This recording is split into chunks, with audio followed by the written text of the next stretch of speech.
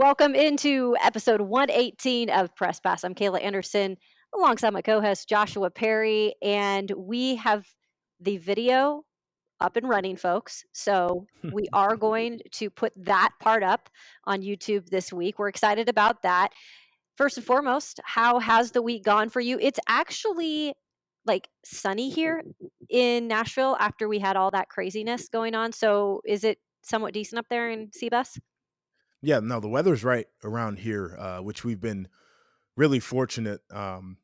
My father was actually like sitting outside working today. Nice. Yeah, and he's one of those guys who likes to be out and he enjoys the sunshine and the natural light and everything. But Yeah. it was comfortable enough to do that. And the office that I work in is like a fishbowl. We've got these big windows up front, and so it's really good to be Ooh, able to get that light coming in because some days you walk in there and it's just gray. gray. Yeah, you know how it gets. So it's been good. It's weird because Columbus and Nashville are actually pretty similar in terms of Mhm. climate. It's weird because, I Yes, lived in Columbus for 3 years. And when I moved down here, I didn't expect the winters to be as gloomy per se and rainy. And sure. besides not getting as much snow as Columbus, I would say it's fairly similar. So we experience the same season changes and we're ready for a new one. So Yeah. hopefully we'll give we'll get that soon, right? Well, we'll see. This could be, that false spring Oh, type of situation. Who knows? But Nashville is like 6 hours from Columbus, so I mean, yeah. it's really like it feels like Nashville's like so much more southern, but it's really not like a far distance. So I could definitely, It's very see how the weather is not too drastically different. exactly. So we're just looking forward to having a little bit more to talk about in terms of football on the college front, but we're getting there little by little. And I will say this: I was excited to hear this. You know who was last to finalize their schedule out of the Power Five? Can you take a Oh, wild guess? yeah, it is your conference, the conference that you Oh, claim. I know now why I'm from this conference because this has been my life in a nutshell. I've been at the bottom, always trying to get to the top. And for some reason, I always just get punched back down.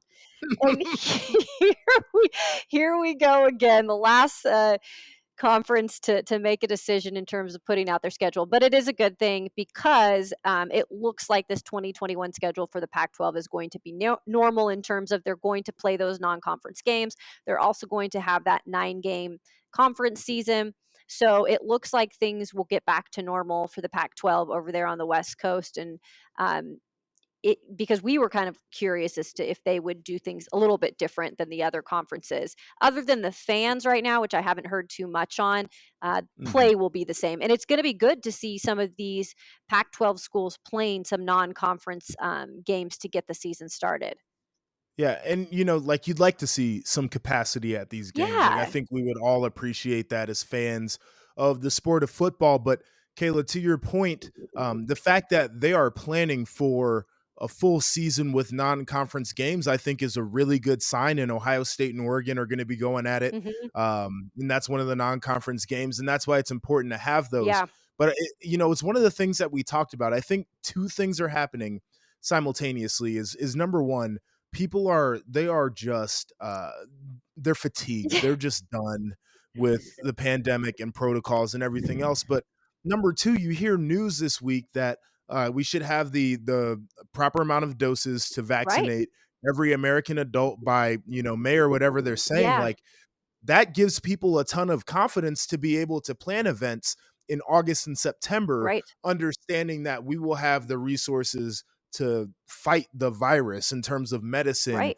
in May. In hospitals, which I was speaking to some people who work in that industry, they're way better equipped now than they were a year ago when this thing started. So hmm, they can handle when people get sick and they understand now the best ways to treat the coronavirus and even how to tell the difference between the seasonal flu and the coronavirus, which was something that they couldn't tell the difference between a year ago. yeah. Um, so, in saying all of that, really excited. College football, we will get a normal schedule. Might not be totally normal, but I will deal with whatever we can get because I Me know it's too. going to be better than last And I year. know that you and I are both excited to cover it at maybe somewhat of a normal like a normal situation where we're actually able to go to these games, some of them, maybe perhaps interview people in person. Yep. I'm hoping that's the next step because, in my opinion, and I don't know what you've missed the most, Joshua, but I do this business because I like to share stories, right? I like to connect the fans with the players and the teams that I cover. And that's really been impossible for us to really do that job to the full capacity because we Yeah. aren't talking with these players in person. We're not making those connections. And even if we're doing anything on Zoom for us as a local media, we don't get to see their faces, right? Sure. So you're talking to like they're talking to who knows a screen, they can't see us where we can see them, but it's just not that connection. So for me, that's the best part, like that I'm looking forward to is getting back to having that actual one-on-one connection with the teams.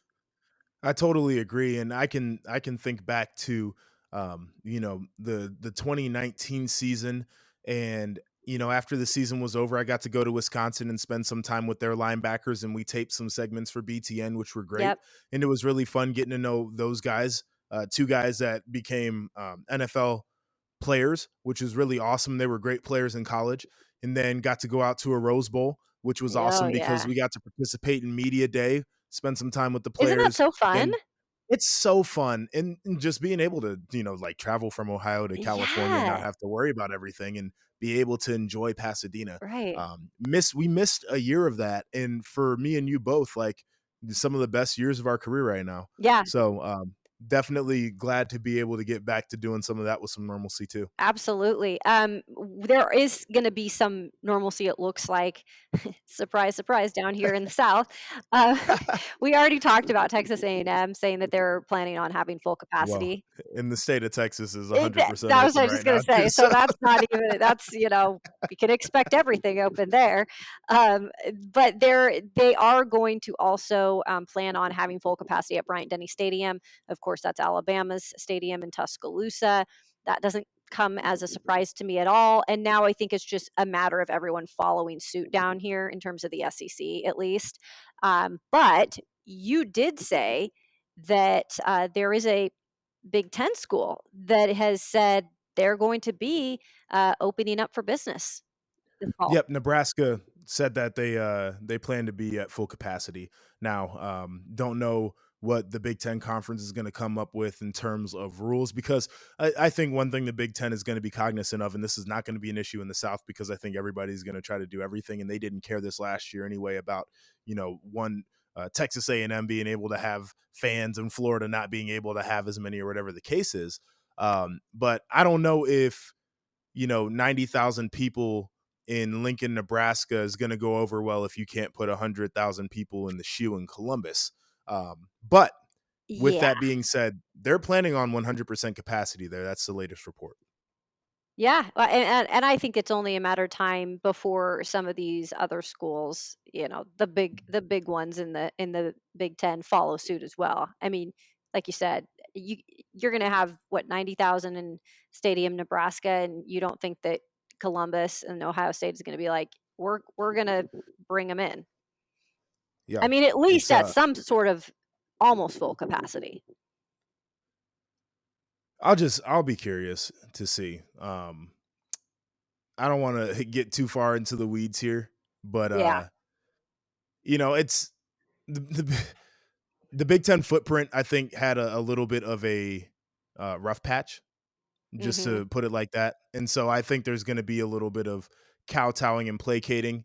But at the same time, I think they're going to try to keep some semblance of fairness and everything else as they move forward. Yeah. Well, that is some positive news that we're probably going to be seeing fans back in stadiums at somewhat of a normal capacity. But we're going to move on to a place where I'm sure they're going to have fans in the stands because it is in Sure. Texas, but where they have a much bigger problem right now. And they thought they might have solved the problem of the coach with getting Tom Herman out and hiring Steve Sarkeesian. And now they have a much bigger problem in terms of what's happening around the program, around the university. Um, I want to just kind of throw this to you because it's something that you're passionate about, that you wanted to make some points about. But this does have to do again with something we brought up a couple months ago about the Eyes of Texas song, which they have said they are no longer doing, but now there is extreme pushback, and it's just getting quite ridiculous. Yeah, it's a weird situation. So the Eyes of Texas, like their school song or whatever, they sing it after games, Yeah. which a lot of we sing Carmen, Ohio here at Ohio State. This is what teams do Hmm. after football games. But it's a problematic song because it has some racial undertones about slavery. Yeah. It was a rallying cry um, during the Confederacy, and it was a line that was said by Robert E. Lee, Hmm. which obviously leader of the Confederate Army. There's some history behind that song that when you look back now, it it, it would make black folks really uncomfortable Yeah. to want to sing that song. Yeah. And Um, there are players that have said that they're yes, uncomfortable. to the point where they walked off the Yep. field on numerous occasions without singing it. And Tom Herman, as much as we have made fun of him on this show, give him credit. Yeah. He stood by his players and said, if they don't want to sing the song, I'm not going to sit there and force them to. Hmm.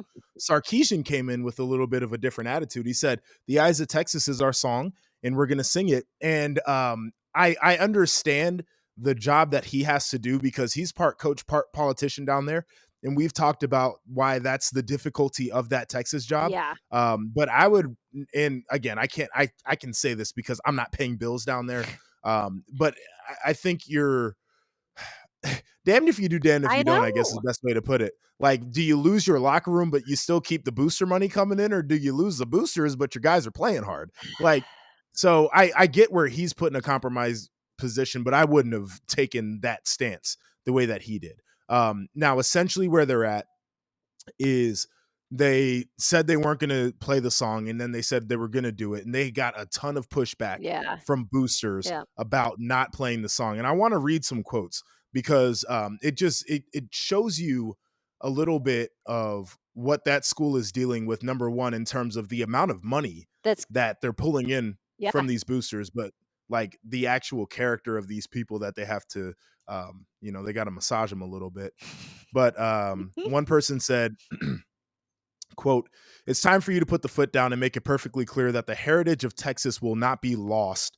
This was written by a donor who graduated in 1986. Their name was redacted by UT Austin. The rest of the quote says, quote, it is sad that it is offending the blacks. As I said before, the blacks are free and it's time for them to move on to another state where everything is in their favor. Mm. Like the just somebody who graduated in 86, so they're God. like probably not like super old. They would be younger than both of my parents. Um, to say things like, Yeah. the blacks, or Like, if what they is don't want to that? be in Texas, you can go somewhere else. Like, okay, I see exactly. Anyway, I'll dive into where I'm getting with all this because the second quote really brings it all together. It says, quote, less than 6% of our current student body is black. This was Larry Wilkinson, who's a donor who graduated in Mm. 1970. Um, the tail cannot be allowed to wag the dog. The dog must instead stand up for what is right. Nothing forces those students to attend UT Austin. Oh my. Encourage them to select an alternate school, dot, dot, dot, now. So basically, when black folks try to tell you that they are uncomfortable Yeah. with something, it's like no. But white folks can say this is basically what's going on, right? Because these are the same folks Yeah. who will be like, we don't need safe spaces and cancel culture shouldn't exist, right? But they want Texas to be their safe space to be racist, Right. and they want to cancel black people who want to speak up about not liking what's going Right. on. It's the most ridiculous thing, and we're dealing with these people in Yeah. 2021. These people are rich, they have money, they Yep. have power, they have influence, and they don't think twice about black people. One of them said because they're free and they can go anywhere else, and the other one said because there's not enough of them for me to want to care about them. Absolutely amazing. It's just the ignorance, like you said those 2 words, money and power, and money and power make people just stupid. sometimes. Yes. And I'm not saying Yes. every person's stupid, but I'm clearly saying these people that are bringing up the comments that you have said, that's just, it's just And awful to nobody's checked them hear. before either. No, Like, you're right. that's the deal. You're It's right. like when you're in that position, it's a lot of stupidity, but the other part of it is like when I'm stupid, I'm still in a position where people can check me. Like those people are stupid and nobody's going to say anything to them because what are you going to say to somebody like that? They're not going to listen. They're going to blow you Right. off. And here's the thing. Look, change the song. Change the song. Have a new song that you come out to at the end of the game, and you put your arms around everyone and you sway side to side. Change the song. Or this is me trying to be as reasonable as possible. Play the song, have the band play the song, do whatever you want. Don't sing But it. if there's a black person out there who decides that they don't want to be out there for the song and they Yep. go into the locker room, that's their decision. Yep. I'm not saying you can force a school not to play the song, but what I am saying is you can't force somebody to be out there if they feel like that song is I offensive. agree. And you get the best of both worlds. The biggest issue in this thing is not just the fact that they want to play the song, it's the fact that they want black folks to sit up there Hmm. and sing the Hmm. song after the game like there's nothing wrong with it. Exactly. You cannot get it both Nope. ways. You can do one, you can let somebody else do the other, but you're not going to get both. It's like it's almost like this power thing is a zero sum game. It's Hmm. not the fact that you want to feel like you hold power. It's the fact that you want to feel like you hold power and you want somebody else to be completely powerless. You Yep. want to see both of those things at the same time, right? And that's the biggest like I'm going to get off of this because I'm starting to get real fired up. I love it. But I feel like there's just a real easy solution. Play your little song. It's totally fine. If somebody decides that song does Yep. not align with their values, then let them go. And Absolutely. it's literally not going to hurt anybody. Nope. I promise you, the world will go on. Yep. But I can't get what's going on down there. It's to me, they are in their own way. And it Yes. starts with these people that, why do we always bring it back to the donors? Right. Because there's an issue there. And the Yeah. same thing happens at Tennessee, Yeah. right? You always bring it back to the donors, and it's like, what?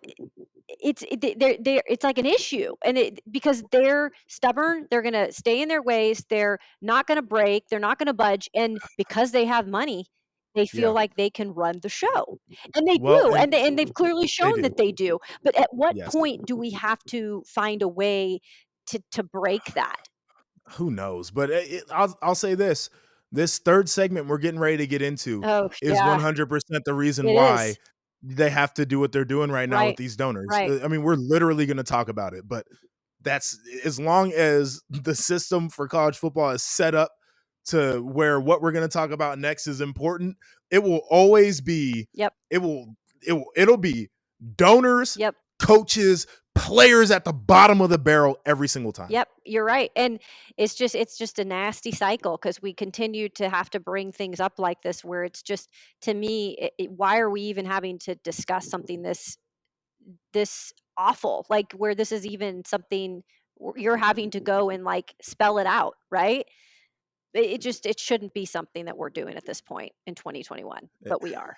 Yeah, I Um, mean, and we'll be doing this for a little while until people start taking this seriously. But we're in it for the long run. Well, you had mentioned because of, the money that is really inserted into these college programs, because so much of it is coming from these donors, and a lot of it has to do with what they're making, these programs in terms of cosmetics. They want it to be where these kids want to go, right? They want to go Yep. to the program that has the newest, the best, the greatest locker room and uniforms. It's all about the eye test. And right now, it's kind of like these colleges are like trying to up one another, because who has the best locker room? Oh, we got to make ours better. So they have an article on 24/7 Sports, Joshua, and I was kind of looking through it at all the, it's like the top 25 locker rooms or whatever. It's amazing just to go through there. I encourage you to check out the article if you haven't seen it, because I just sit there and scroll through the pictures of these locker rooms, and it's Yep. insane.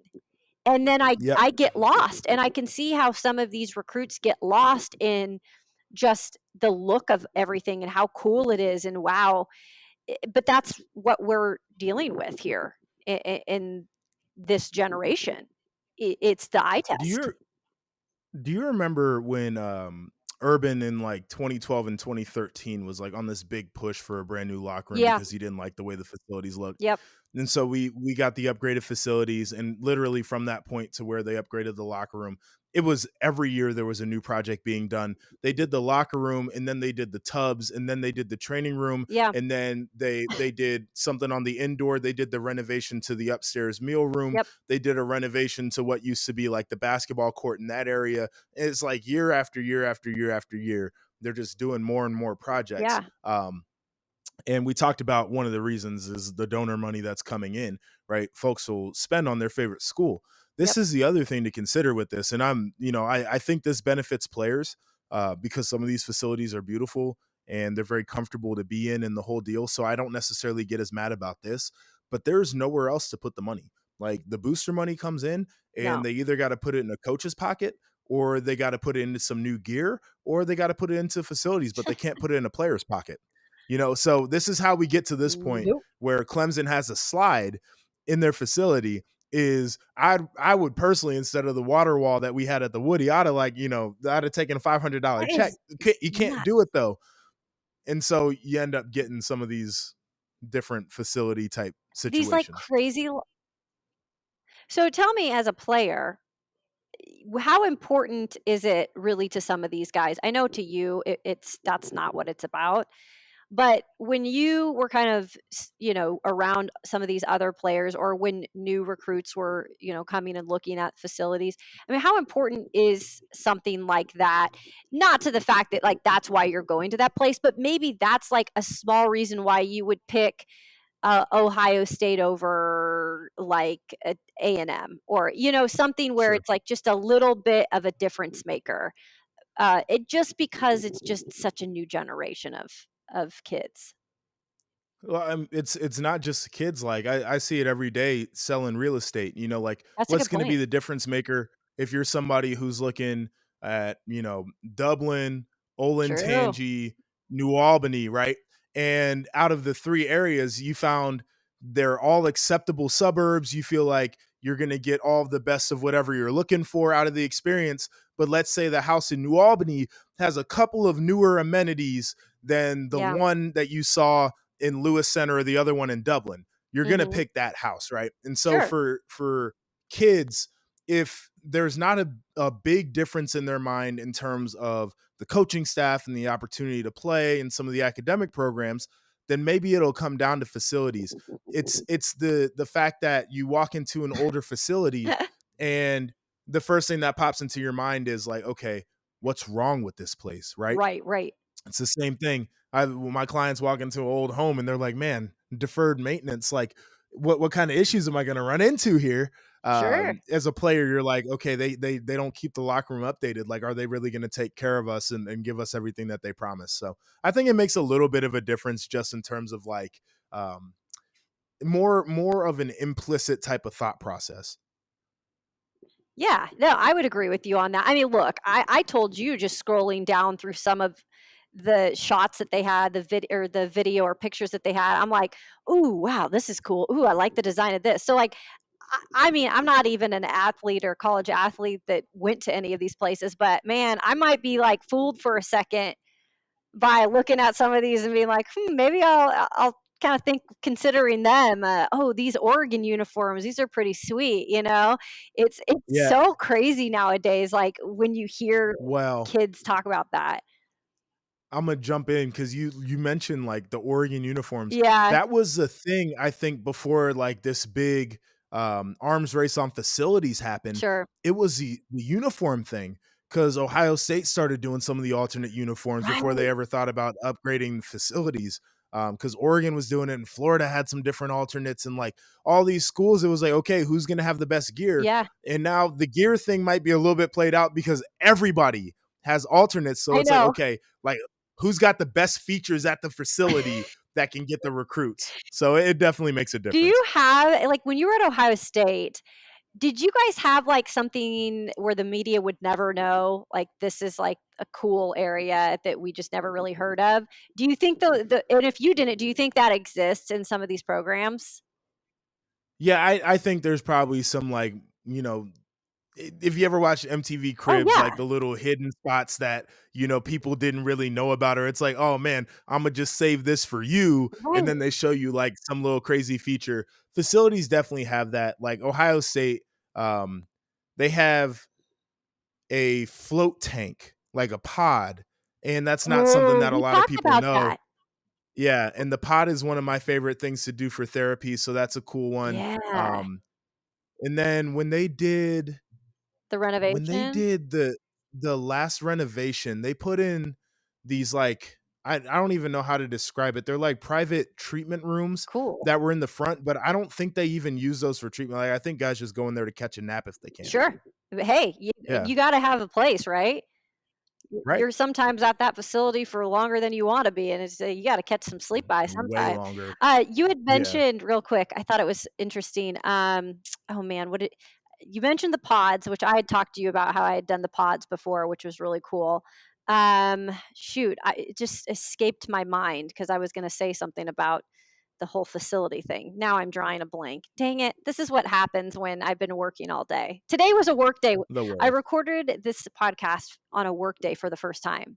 So if you're wondering if I'm like a little off, this is why, because I worked a full work Well, at day. least they didn't catch us in the morning because some of those podcasts have Have been been interesting. yeah, have been very interesting. No, but it's fun to look at those facilities and just it's amazing, like, how different it is from when I went to school and I saw some of those, oh, this is what I was gonna say. Sorry, back on the note of lost train of thought. Here's an idea for you for the Big Ten upcoming season. What if you did like a locker room cribs and you went Ooh, around as Joshua Perry to all the Big Ten, facilities. And of course, some of them that have to show you the best thing they had, which maybe wasn't great, but you could still make it fun. And you could do like sure. a locker room cribs. If I end up pitching that I idea mean, and it works, Imma have to send you a royalty check in the mail. right? But I'm thinking of you, my friend. I mean, I'm thinking that Yeah. could fit because I would love to. If I were doing that, I'd be like, sign me up. Like, how fun would Yeah. that be? Well, I think the real fun in it would be getting to all 14 schools because I haven't been on all the campuses yet. Yes. Yeah, Would so that's, I mean, I'm here for it. Okay, well, maybe that's something you can pitch because I feel like things will be somewhat back to normal. So that's what my lost train of thought was. By the way, Fingers fingers crossed. crossed. Yeah. We enjoy you guys always, of course. Listening into our podcast, and you can always go subscribe on Apple Podcasts. Just type in Press Pass, give us a review, give us a 5 star, and then obviously subscribe. We want you to subscribe. And you can follow us on social media at Kayla Anderson TV is where you can find me on Twitter and Insta. You can find my friend Joshua Perry. I serve the platter At to you. RIP_JEP, Twitter, Instagram, holla at your boy. Have you had any outbursts lately? I haven't really seen anything. See, I know when he has outbursts because he has multiple people start to talk, and then I see it on my feed, right? Because it pops up because those people are commenting on it. So it keeps popping up. So the last thing I put that, like, had some decent interaction on it was, and this is perfect for this show, Tom Herman to Chicago as an Oh, analyst. thank you for bringing that up. We had to Yeah. bring that up. Okay. Yeah, Yes. and so I'll give my thoughts on it, but I thought it was just, I said it was interesting, and some people were like, "Well, he's got this huge buyout, so maybe he's just trying to, disappear and really be an analyst and sit back and learn." Mhm. Other people, "Well, why would you be motivated to work if you have that kind of a buyout?" And then other people were more on the same train as me where, I understand the buyout situation, but if you look at the way that a lot of these contracts are structured, if his buyout has offset language, which I'm pretty sure it does. As a part of the offset, they ask you to seek suitable employment, Mhm. right? So I don't know if analyst falls into that. And Brett Bielema got sued by Arkansas when he went to be Bill Belichick's assistant before becoming an on-field coach with New Oh. England because his buyout had offset language in it, Yep. and they said he wasn't trying to find a real job. He Sure. wasn't trying to make real money.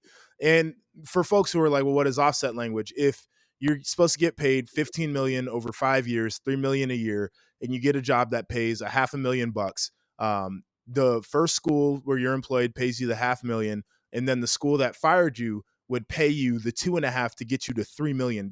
So they can offset the half million, for folks who understand how that works. So if you're Tom Herman, I can understand maybe sitting back and learning for a time. But if somebody offered you a head coaching position at a group of five school, which he was really successful when you had one of those, or a coordinator position at a power five school, which he won national championship when he had one of those, Yes. why wouldn't you take the job, make your money, you're still making $3 million a year. And I'm using that as an example number, but you're still getting your $15 million total. The school might only end up paying you out of the 15 million 11 because you Right. made 4 million doing something else over the length of how they were paying your buyout, but you're still getting the money. Yeah. And so I'm not one of those people that subscribes to the, well, he became an analyst so he could become a better coach and he's just trying to stay out of the public eye for a couple years and he'll be back. There's not a chance in my mind that in 1 year or 2 years he will be in a position to take No. a high profile college football coaching job because he fell way off the Yep. map. He wasn't even a part of the off-season rumor mill Nope. for some of the openings. We didn't hear any leaks about Nope. Tom Herman anywhere.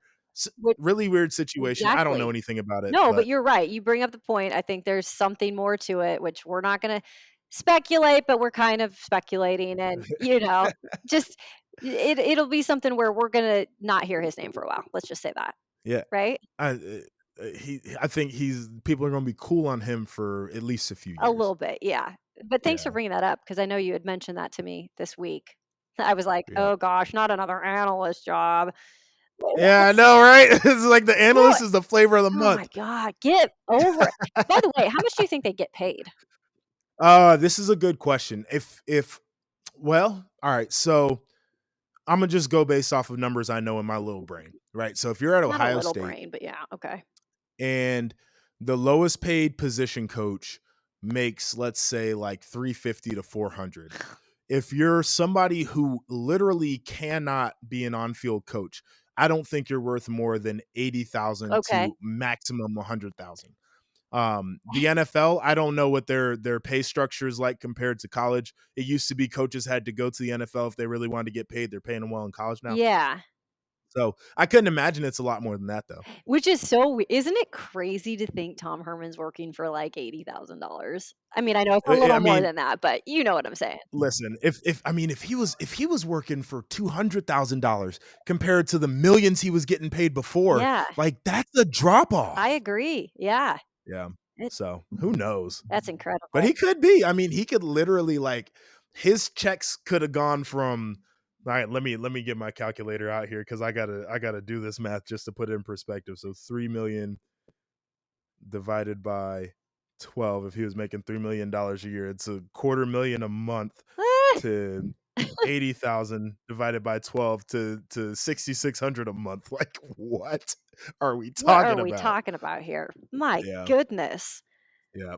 It's So it's the beauty. It's we always have yeah, those little fun tidbits to add in randomly. But we heck of a love it. time. Exactly. We always have our common themes too of like people we pick on. I feel so bad sometimes and I'm like, you know what? No, I don't.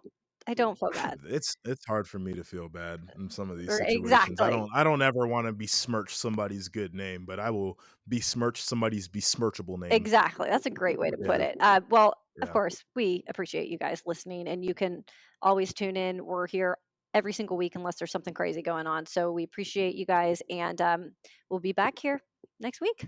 Take care.